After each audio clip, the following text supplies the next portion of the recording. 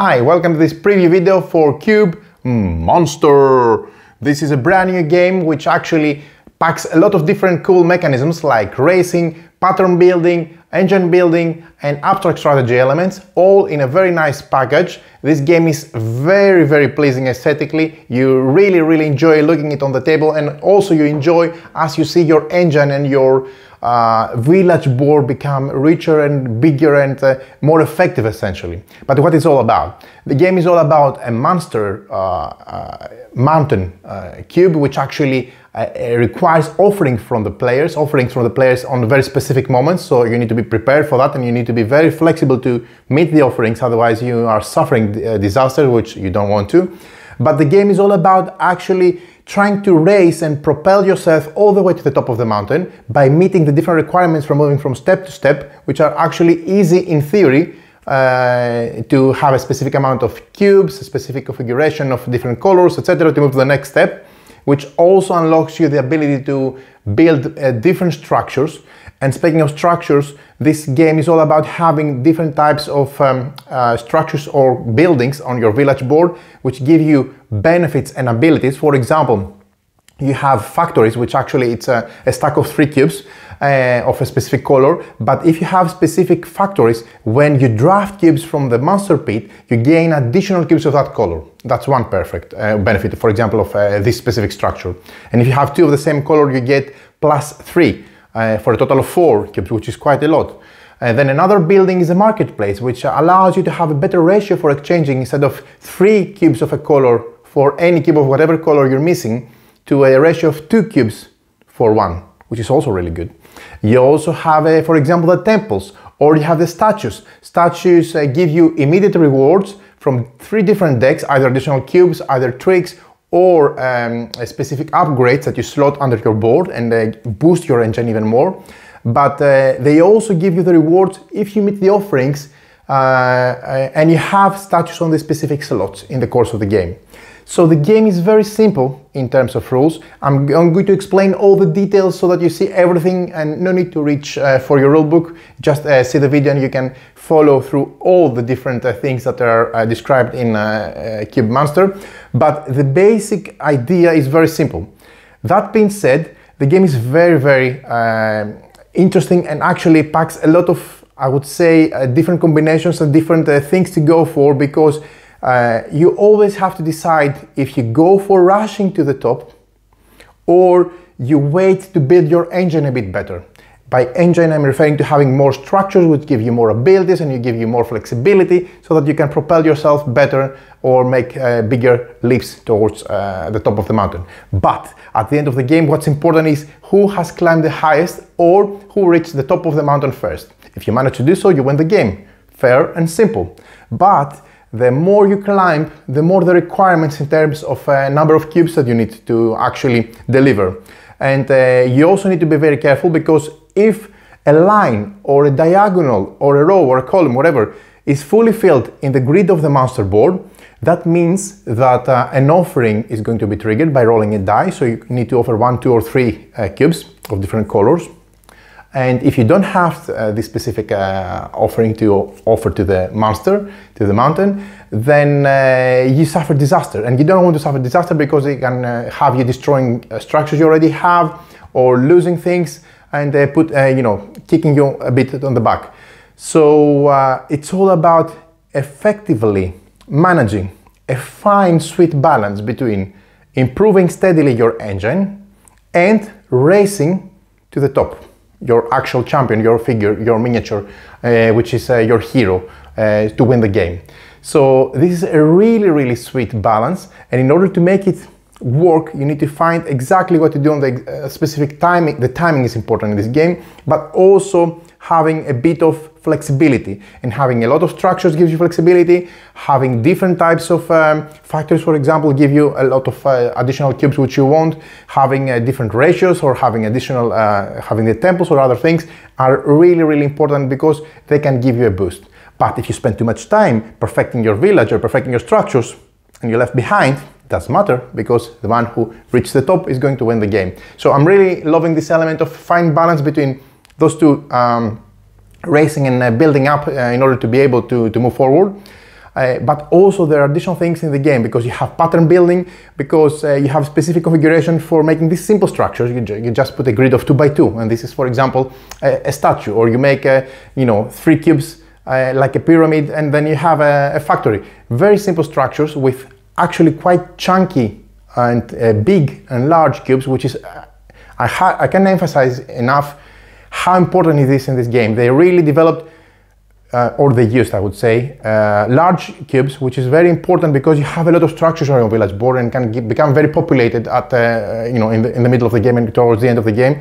So you need to have large cubes, and thankfully they went for large cubes for this game, because if you had conventional Euro game cubes, you will be bumping them, throwing them, and then messing with your village. It's exactly the size it needed, and I think it's an excellent choice in terms of, I hope they stick with that. I don't see any reason not to go to a different size. But the way of manipulating the structures and choosing different structures and then using them to move forward, it's an absolutely amazing idea. Works brilliantly, very, very fun, simple, but very, very interesting and highly enjoyable, and looks awesome on the table. So join me at the table. I'll show you all about how the game works, explain everything you need to know, and then we're going to come back up to just wrap it up and tell you my final opinion and my final remarks on my first sessions with this game, which I really liked, by the way.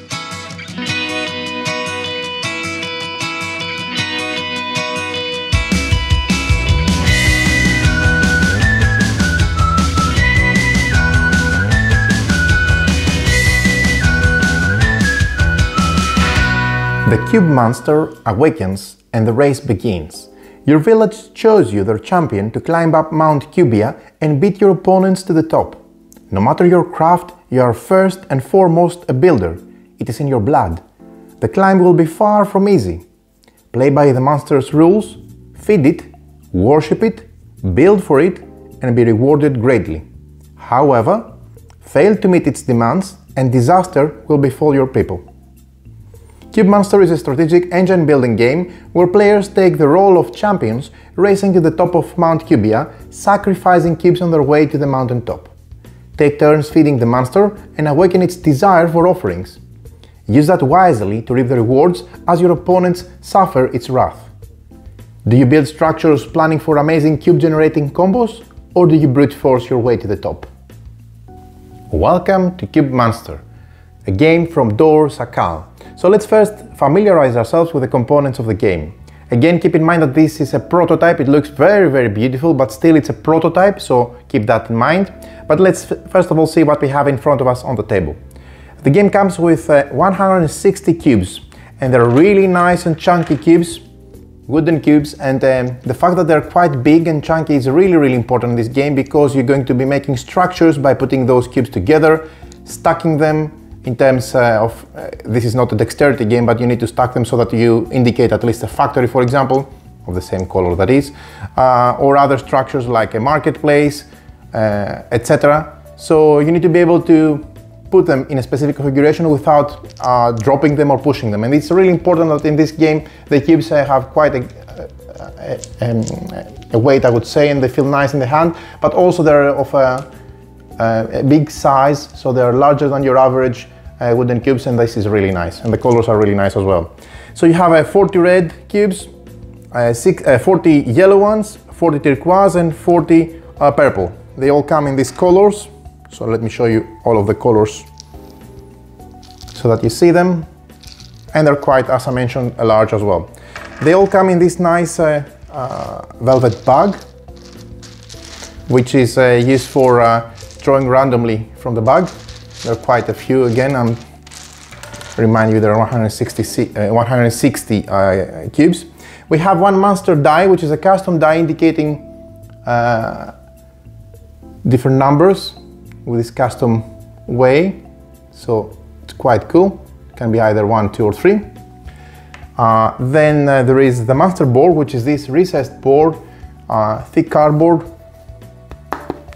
And players will be placing on the various slots the respective cubes of that color, triggering when you have a line, horizontal, vertical, or diagonal filled in, triggering a need for offering for the monster. Again, this is the monster board. Look how cool this is. and it reflects the hunger of the master, the cube master, and the need for offerings from the players. This is again the master board. We have the main board, which is the mountain board, which is what you see in front of you. Players start at the base of the mountain and they're trying to race their way all the way to the top in order to win the game. The game comes with 4 village boards. They're different colored with different art and are really nice aesthetics. I'm going to explain the breakdown of the boards for the moment. I'm just showing you how they look like. They all function the same way, and this is the 4th one. You also, and again, this is cardboard, very nice sturdy board. You have 95 reward cards, which are divided in 3 cards, reward upgrade cards and reward cube cards. You also have 27 super cube cards, which have different backs, and they have different requirements. You can think of them like contracts. Players can try to fulfill them during the course of the game and gain the cards which grant them bonuses and also other perks. You also have 4 structure and summary cards, which have the different types of structure that you can have in the game. You can build marketplace, shrine, temple, factory or statue, and they all have different abilities and have different things that they can boost your engine. We're going to explain this over the course of the game. We have also 12 disaster cards. Disaster cards are intended for those who fail to meet the need for offering.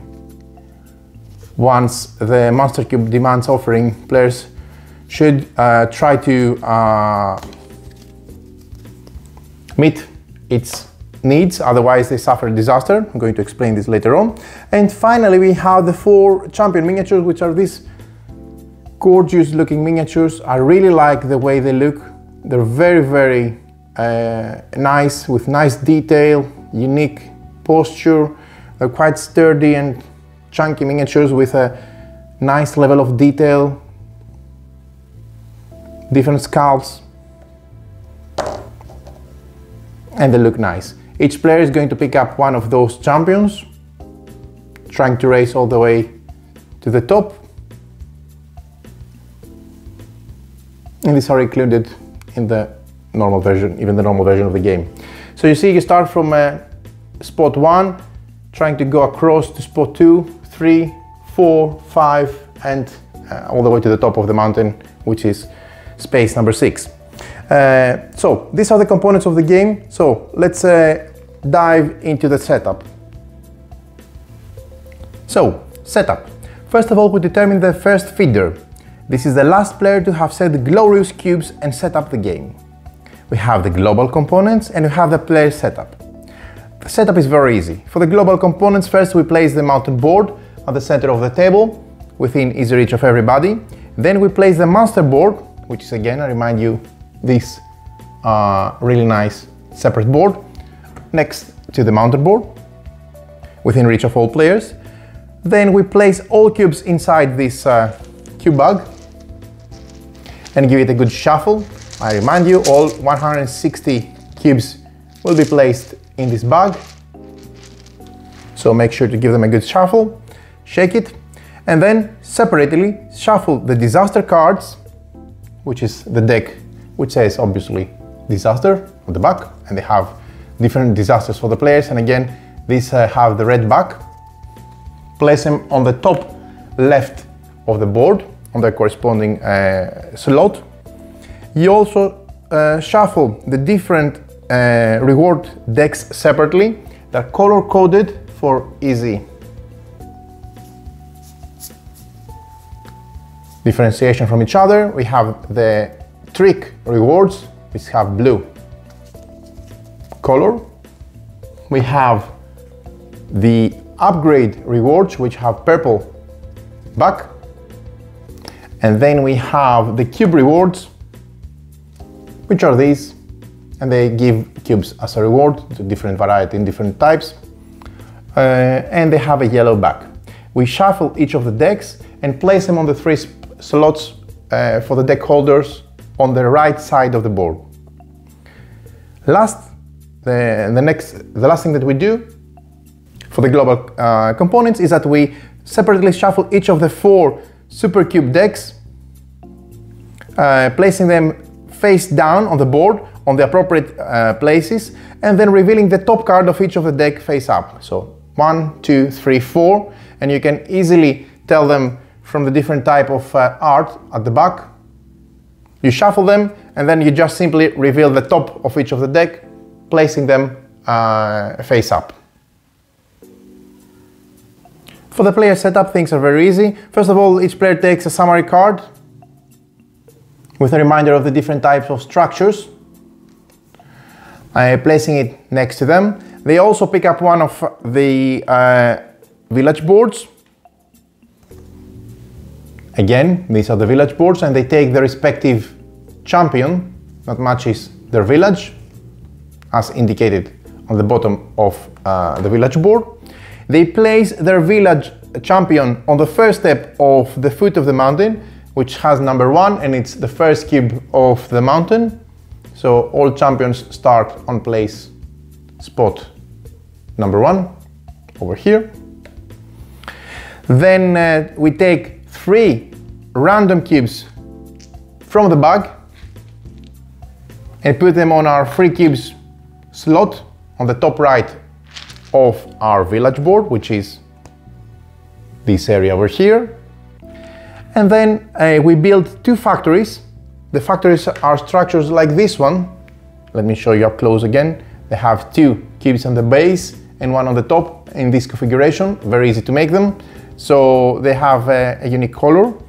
And each player builds 2 factories on their factory section. Again, for all players, the factory section says factory, and it's this area below the 3 cube section. So here's where we put all our factories. And using cubes from the bag as indicated based on the number of players. So if we're playing a 2-player game, we have 2 players. We have first of all the feeder, who is going to have a red factory and a yellow factory, and the second player is going to have a yellow factory and a purple factory, so first player and second player. If we're playing a 3-player game, it's going to be first player, the feeder, then the next player clockwise, and then the third player clockwise. And if we're playing a 4-player game, again it's feeder, then the next player clockwise from the feeder, the next player clockwise, and then the next player clockwise, which is the 4th one. So if we're playing a 4 game, so feeder, second, third, and 4th player clockwise, we're going to get respectively those 2, the respective pair of factories. So the feeder is going to take this factory and that factory and start the game as such with the respective factories on their factory slot, and the next players will follow. So, what is the goal of the game? All players start at the foot of the Mount Kubia and race to the mountain top as they sacrifice cubes and collect super cubes, aiming to be the first to reach the top and win the Master's Magic. The game ends in one of the 2 scenarios. First, at the end of the round in which a player reaches the mountain top. Second, at the end of round 16, where the winner is a player who has climbed the highest. In case of a tie, the player with the most super cubes in their possession, the super cube cards that is, both used and unused, is the winner. And if there's still a tie, the player with the most cubes of their village board wins. Meaning if still is a tie, that the player who has the most cubes on their village board will be the winner. This is a second tiebreaker. Now, let's see the round overview. Each round, a different player is the feeder. The feeder starts and ends the round. A round goes like this. First, you draw cubes. The feeder draws cubes out of the cube bag and places them in the cube pit. This is the lower part of the master board, this area over here. Second, we feed the master and make an offering. The feeder feeds the master and, if needed, rolls the master die, with all players then needing to make an offering to the master. The ones who do it get a reward card, the ones who cannot do it suffer the effects of a single disaster card from this deck, the disaster card deck. Third step is players take their turns. All players, one by one, clockwise, starting with the player to the feeder's left and ending with the feeder himself, they take their turns, which consists of taking a cube from the cube pit to their 3 cubes area, using the structures, building new structures and climbing up Mount Kubia. The fourth and last step in a round is the end round. The feeder places the last remaining cube on the round tracker, which is this one. We're going to explain how this works later on, and if needed, they feed the monster again, potentially triggering an offering. They then pass the bag clockwise to the next player, who becomes the new feeder. Now, let's see the round in detail. The first step is very simple. We draw cubes. The feeder draws as many random cubes from the cube bag as the number of players plus 2, placing them in the cube pit, which means 4 cubes in a 2-player game, 5 cubes in a 3-player game, and 6 cubes in a 4-player game. Let's assume we're playing a full 4-player game here. That means that the feeder needs to draw randomly 6 cubes from the bag, and he places them on the bottom part of the monster board, which is actually the pit over there. The second step of the round is to feed the monster and make an offering. First we feed the monster. The feeder feeds the monster by placing one of the cubes from the cube pit, that means the ones that they are available over here from the previous step. He takes one of those cubes of his choice, and then he places the cube on one space that matches its color on the grid. If none of the cubes can be placed on the master board, you return the cubes to the bag and restart this round. So let's say, for example, I'm the feeder and I need to feed the master at this step, so I'm going to take one of the cubes and place it. If I'm going to place a yellow one, I can do it either here, here, here, or here. If all of the yellow slots are occupied with a cube, then I restart this step of the round. The second sub-step of stage 2 is to make an offering to the monster. We're still in the second step and we just check if we are making an offering to the monster. After feeding the monster, if a line, either a row or a column or a diagonal, is fully filled with cubes, then all players need to make offerings to the monster by returning cubes back to the cube bag. Players who are able to make the offering must do it. So let's see how this would work. For example, if we had already some cubes on the master board. Again, let's say I'm the feeder and it's my time to feed the monster at stage 2 of the round. That means I select one of the cubes from the pit and placing it on the matching slot in one of the matching slots available that they're not occupied. I have now several options since I already have some cubes from previous round. If I can either take any cube, for example this one, and place it here, or that one and place it here. Since it matches the color, that's fine. Or if I want to trigger an offering because I can see that this is going to create a problem for the other players, and you're going to understand how this is going to happen in a sec when I explain how the offering works, but I can intentionally decide, or if I don't have any other choice, I can, for example, intentionally decide to place one red cube here, filling this diagonal fully. That means that now we need to make an offering. Or I could also do the same by placing one turquoise cube here and filling this line over here, then this is still full. Or I could do a yellow here and fill this vertical line. Still, I fill the line, either a column, line, or diagonal, and I need to make an offering. Of course, if I have possibilities here, let's say I need to place, depending on the number, the different types of colors that you have, you may be restricted in what you can select. So you may be forced to place a yellow there because there is no other, let's say, opportunity, because everything else is more or less filled or something doesn't click. Then you may need to do it, because if you can do an offering, if you will trigger an offering, you have to do it. There's no other way around. But you can intentionally trigger an offering even before reaching at the end. So how many cubes, which is the next important thing.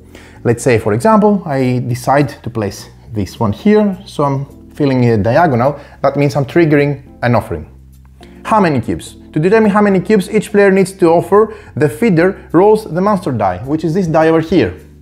And again, I remind you, it has the different numbers of 1, 2, 2, 2, 3, and 3. So only 2 sides show 3 fingers, 3 sides show 2 fingers, and only 1 side shows 1 finger. So that means that you will need to make the offering based on the specific rule. To determine how many cubes each player needs to offer, the feeder rolls the monster die, and depending on the result, then you need to offer that many cubes from your free area. Your free area is over here, so you need to have them on your free cubes area. So you cannot destroy structures you already have built. You need to have them available in the free cubes area.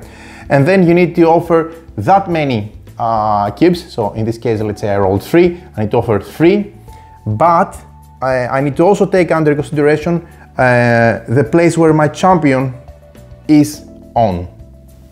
That means, from the previous example, if I rolled 3, if the feeder rolled 3, the number of cubes is 3, plus if my champion is here is +1, so 3 + 1, 4. If my champion is on the 5th spot, is +2, so 3 + 2, 5, ouch.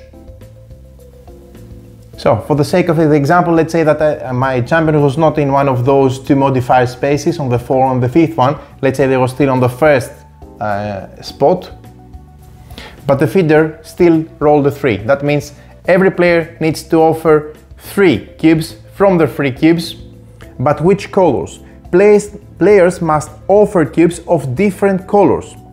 That means if I need to offer 3 cubes from my free cubes area, I need to have different colors. So for example, I can offer these 3 ones, because I'm offering 3 because that's what the die result is. So if it was 2, I will need to offer 2, okay? But let's say again now this is 3. So in this case I need to offer 3 cubes. They need to be of different colors, so this is an eligible example. But if I had 2 red ones and 1 turquoise, this triplet would not qualify for the 3 because they're not of different colors. So I would not be able to make the offering. I would only be able to make the offering if I had different colors like that or like that, okay? But again, if I had colors that they are not different for each of the offerings that needed, then I cannot do the offering. Now, let's see the results. Each player who makes their offering gets reward cards according to the statues.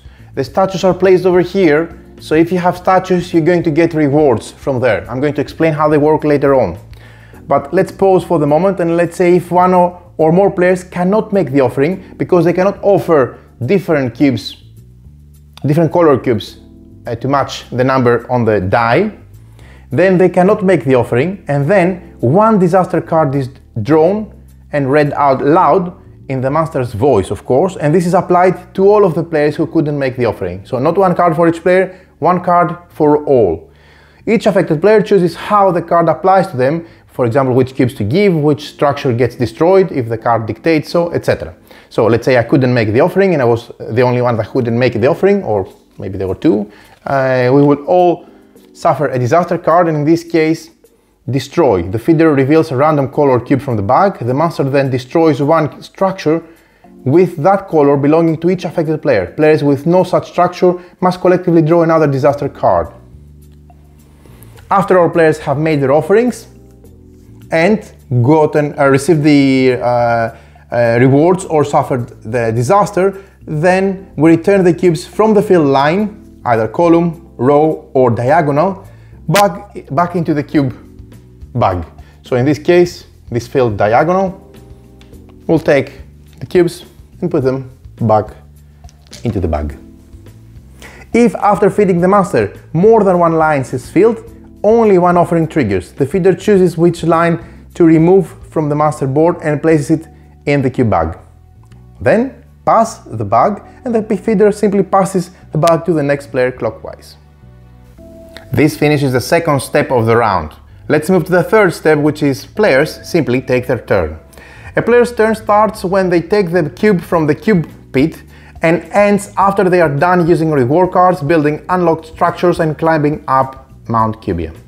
Structures and climbing up Mount Kubia will be explained later on, but for the moment let's focus on the next step. Each player takes their turn 1 at a time, clockwise, starting with the player to the feeder's left and always ending with the feeder himself or herself. A turn simply goes like that. when it's your turn, let's say I'm the one sitting directly on the left of the feeder, so I'm going to be playing first in the third step of the round. So I take a cube from the cube pit to the free cubes area of my village board. So let's say I select specifically this cube, draft it from the master pit, the bottom part of the master board, and put it in my free cubes area. That means that I'm possibly also activating some of my structures. For example, if I had factories matching the color of the cube I'm taking, I'm going to take some more cubes, but I'm going to explain how structures work later on. So for the benefit of this example, let's say I had these 3 cubes and I'm simply selecting this one, which doesn't match any of my structures. So I'm just picking up one cube and placing it in my free cubes area. Then I take the following actions in any order. As many times as I want, I swap 3 free cubes of a color for a cube of a desired color from the cube bag. That means, for example, let's say if I had 3 purple and I'm really in need, let's say for some reason, for a yellow one, or I can take those 3, put them in the bag and look for a yellow one from the bag and put it back into my free cubes. I can do this as many times as I want with a ratio of 3:1. So as many times as you want, you build unlocked structures on your village board using free cubes. So I can do the conversion. I can also build structures. Structures demand specific type of configurations with the cubes, and they're going to be explained later on. But let's say for the moment, again, let's say I had, I don't know, I had those cubes. I'm eligible to make a factory. I'm going to explain how this works. So I can do this. I can build a factory, or I can build a shrine, or I can build a temple, or a marketplace, or a statue. We're going to see how all these work, okay? But you take cubes from your free cubes area and then you place them as a structure over there. Again, never mix your free cubes area with your structures. You cannot disassemble your structures to use the cubes. You can only use cubes from your free cubes area. And this is really important. Also, once per turn, you may climb up Mount Kubia. Players must finish this step with at most 6 free cubes. This can only be achieved by taking the above actions. That means that you may go above your maximum 6 in the course of the game, but when you finish this step, then you need to have at maximum 6, and in order, if you had more than that, you can either exchange them with a 3:1 ratio, build structures, or use them to climb up the mountain. After you're done, the next step is very simple. You pass the bag to the next player to indicate that your turn is over, and then the next player starts their action. The fourth and last step of the round is the end of the round. Simply after the feeder has played their turn, which is always the last one to be the active player in a round, then every player is going to have drafted, let's say, 1 round. The feeder, let's say, they took one cube from the master pit and did the respective actions, etc., and they finished the round. Then at the end of the round, what happens is once the feeder has finished, there was always going to be 1 cube left in the master cube, because again, when we start, we take 2 more than the number of players. The feeder places 1 in the master board, then everyone drafts 1 in their action turn, and then when the feeder finishes their turn, they still have 1 cube remaining in the master pit. Then, in the 4th and last step of the end of the round, the feeder takes this remaining cube and places it on the respective number of the round. So if we're playing round 1, we finish and we place it here.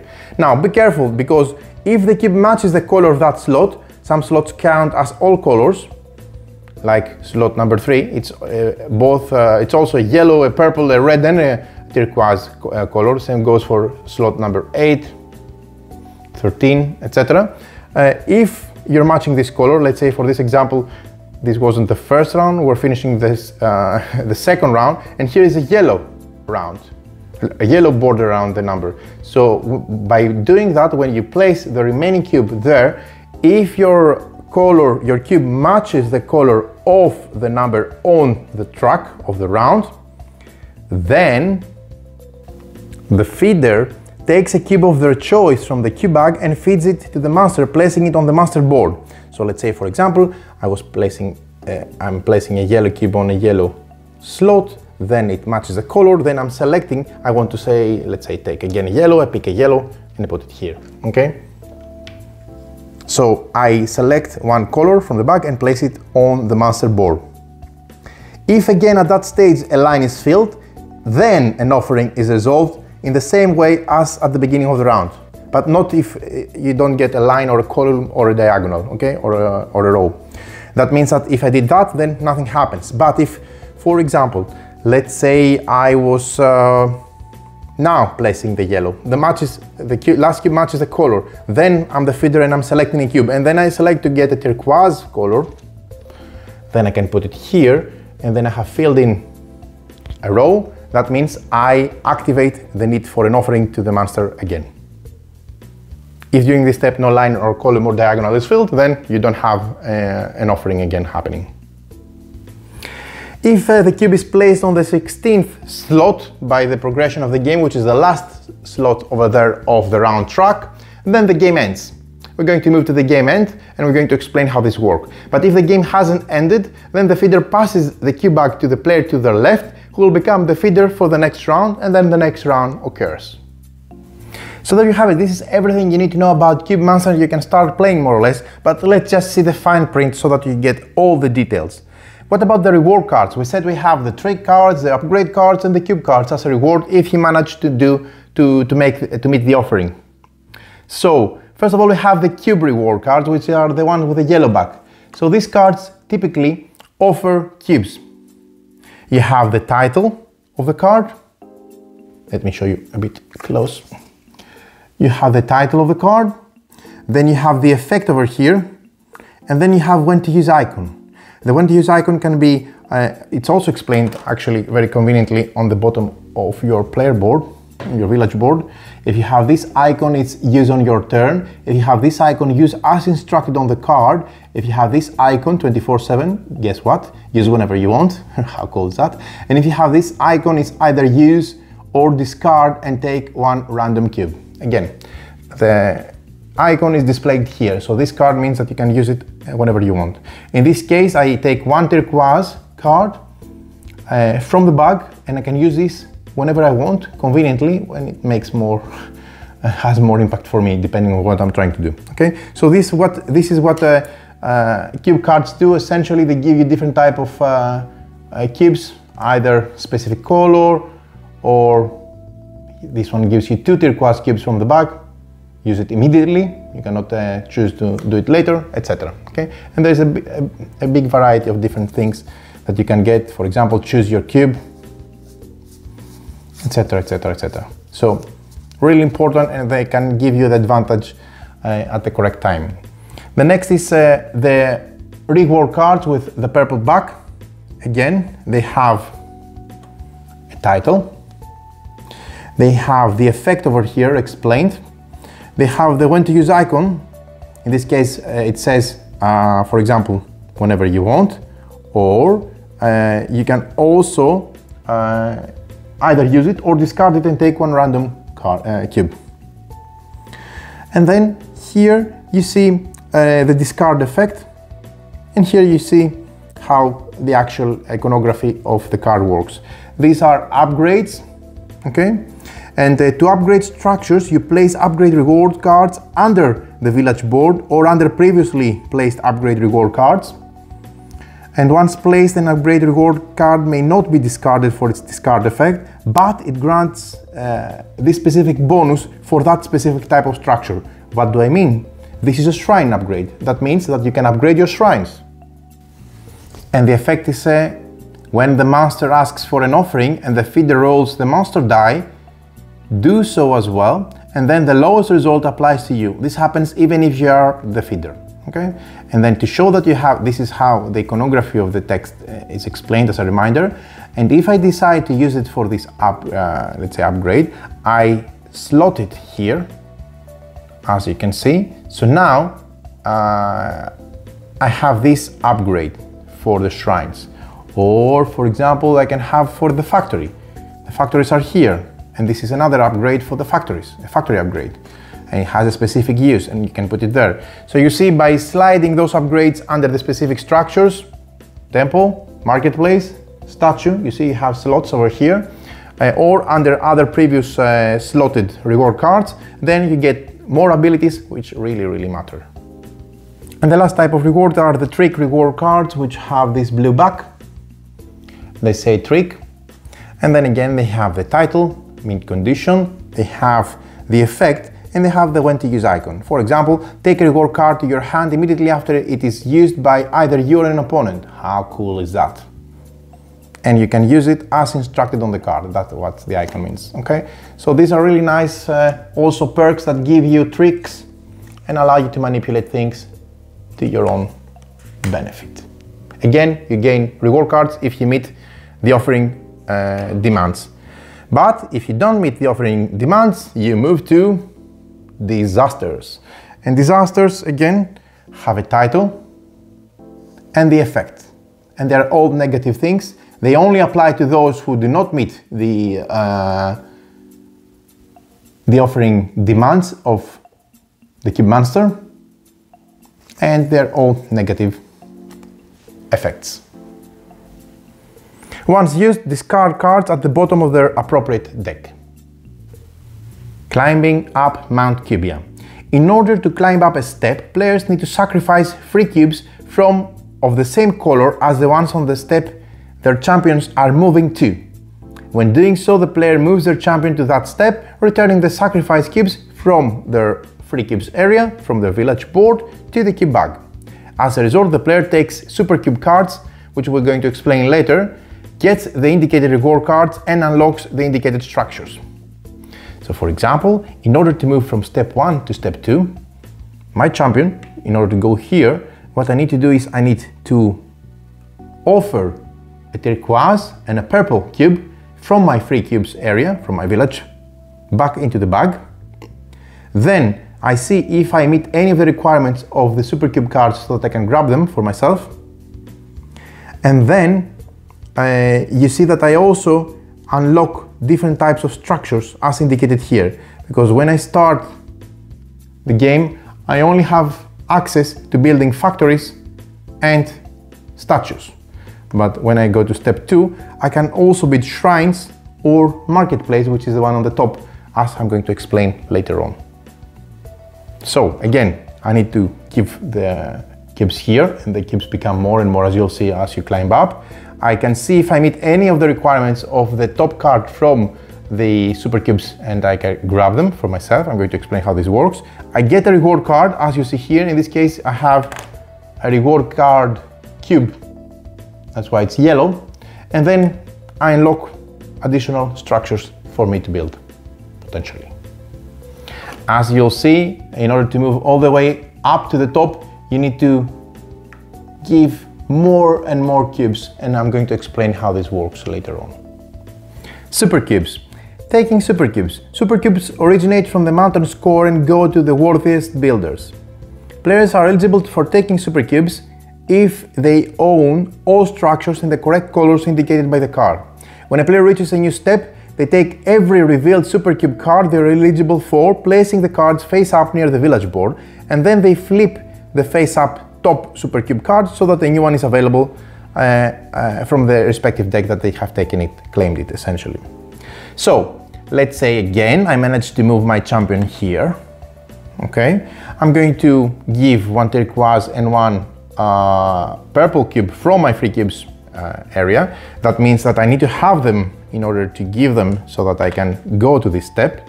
So let's see here. I do have 1 and 1. So I put them back into the bag. Okay.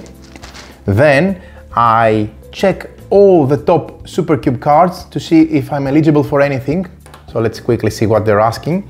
So as you can see, this is my player board over here, and I'm checking, do I have a red factory and a red statue? I do have a red factory, and I do have a red statue.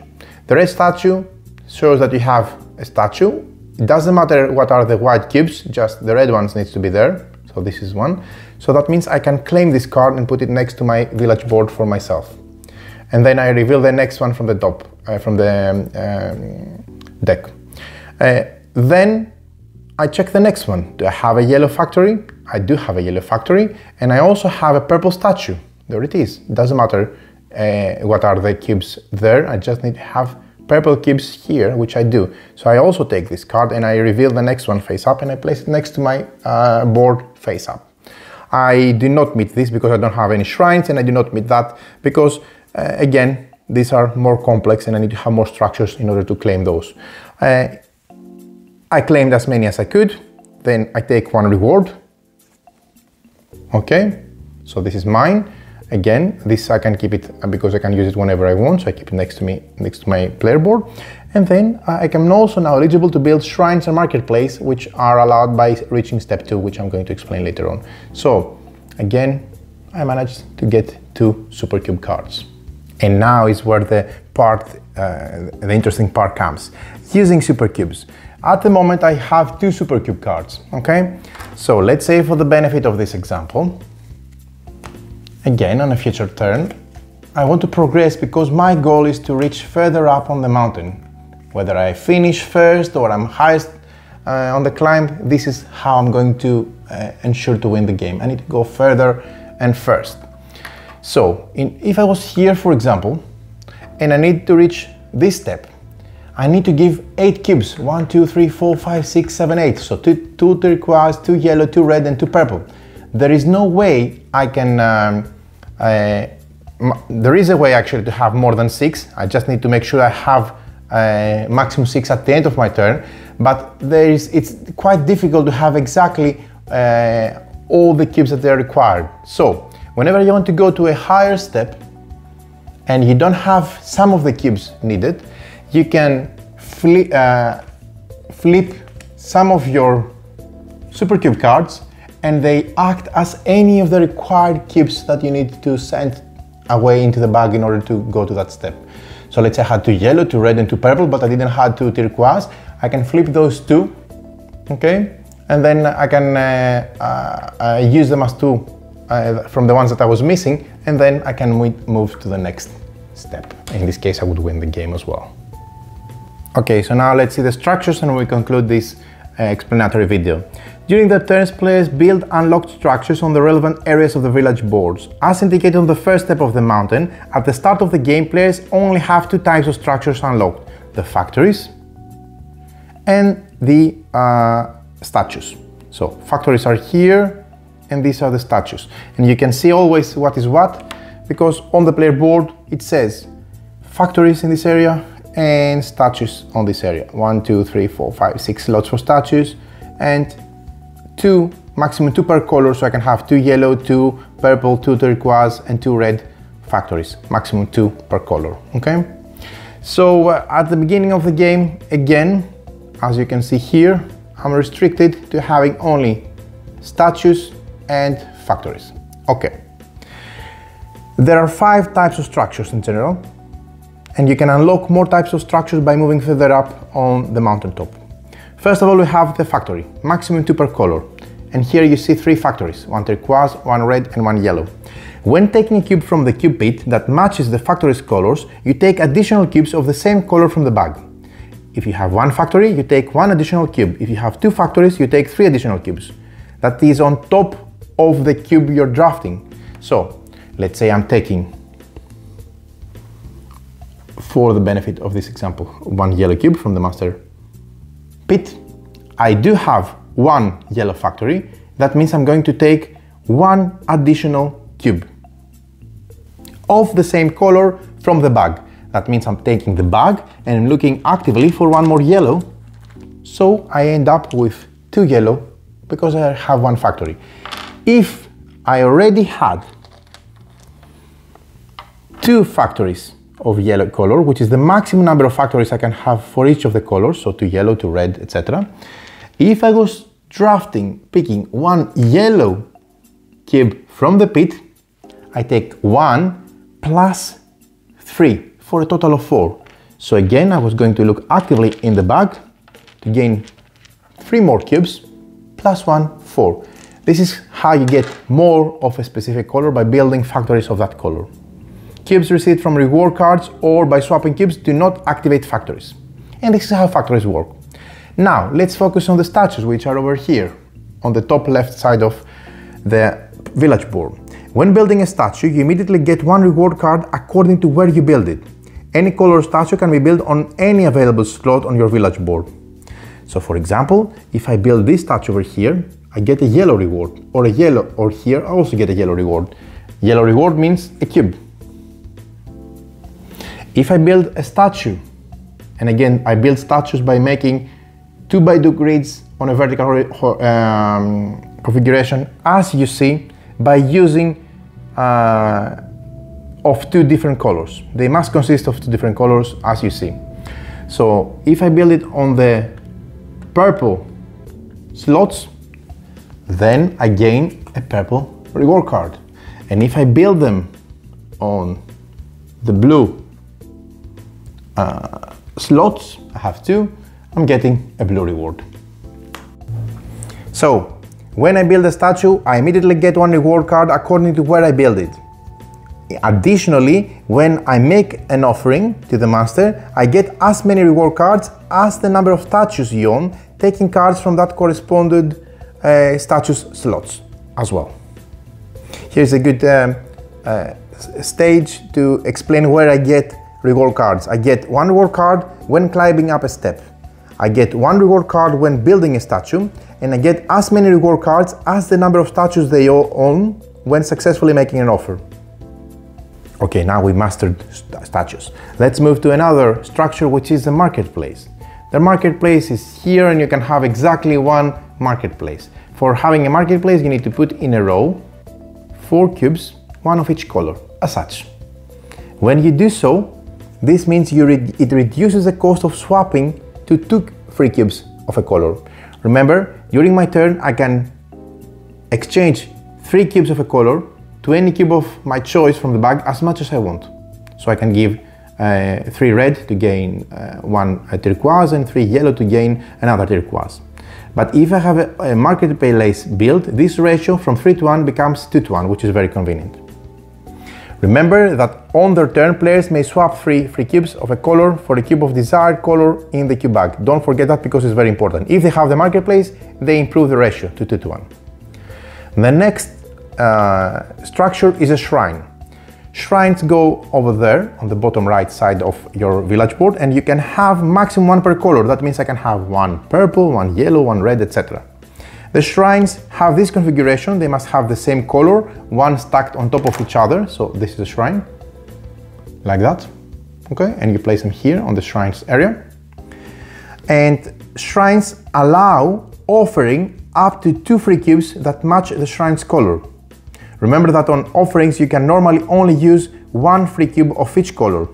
So if I needed to offer 3 cubes, they all need to be of different colors. But if I have shrines, then I can use this to my advantage. So for example, let's say I had in my free cubes area 2 turquoise and 1 red. And then let's say the feeder rolled again a 3 on the die.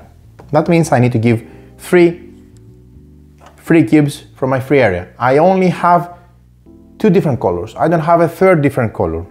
But if I'm having a shrine of that specific color in the shrine area, that means that I can use it to my advantage. I offer 2 free cubes that match the shrine's color. So I can give 2 turquoise because I have a shrine on turquoise color, and 1 red, and I can still make the offering because of having this turquoise shrine available. And last but not least is a temple. You see, we can have a maximum of 2 temples. Temples have this configuration, 4 cubes at the bottom on a 2x2 configuration, flat, and 1 on the top, exactly like a pyramid. When taking a cube from the cube pit that matches the temple's top color, that's why it's important what you put on the top, you take a random cube from the bag. The cube that you take also activates your factories, but not your temples. So this is really important. You can have only up to 2 temples of different tops. So you cannot have 2 yellow tops for your 2 temples. and they give you also this advantage. So there you have it. Now you know everything you need to know about how to play Cube Monster. So let's round it up and come back up to the top. I really like pattern building games with abstract elements, with simple rules, with a lot of different, directions and ways to go, and that you build something and you make something, and then you can see something building up or popping up from the table. For example, Tiny Towns is a game that I really enjoy, which actually it's a magnificent design and has some similar abstract, I would say, ideas. But this game here has some additional elements which I really love, and I think for me this makes it an even better game, which I love. Tiny Towns is one of my favorite, fast paced games with pattern building and puzzle elements, and I really like it.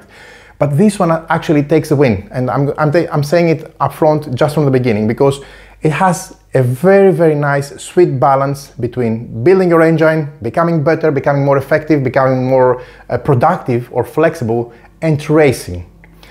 Typically, racing games can either be a huge success in my opinion, or something in the middle. In this game, the racing element is exactly as it should be, because it's there just to put a pressure on the players, because they cannot sit back and just make the perfect engine, because you need to reach the top of the mountain. So it doesn't matter if you have the most structures, the more the most beautiful village with a lot of cubes and a lot of different configurations. It's nice, but if it doesn't get your champion all the way to the top, then it doesn't matter. So this very, very sweet balance between racing and building up, it's amazing, it's magnificent. I love it because there's no clear cut. You don't really know when it's the right time to put your foot on the gas and move forward, if you are able to, if you have the requirements to give give away the cubes, or spend them to build something, because it will help you later on. This nice sweet balance, I think it's amazing. And it's not only at one point, and this makes also the game stand out from the crowd in my opinion. It's not a choice you do, I don't know, on a specific time on the timeline of the game. You don't decide on the 35th minute that do I do it now or do it later. It's a constant question and struggle, sweet struggle. It's not burning your brain or something. On each and every choice, do I do something now to move my champion one step and become, get closer to winning the game, or do I sit a bit back, let them pass me by, but I'm becoming better, because then I'm going to propel myself further, because I'm going to have a better engine. But don't wait too long, because it will be all for nothing at the end. So the game is really, really nice in the essence of this balance, but I also like the way that they're using the cubes. Now, pattern building games are really nice because they give you, in my opinion at least, something like a mini puzzle always to work around, what to put where, what is a more efficient way to stack things, to make the pattern, to build it, etc. In this game, your patterns also do not deliver victory points only, or some reward or something.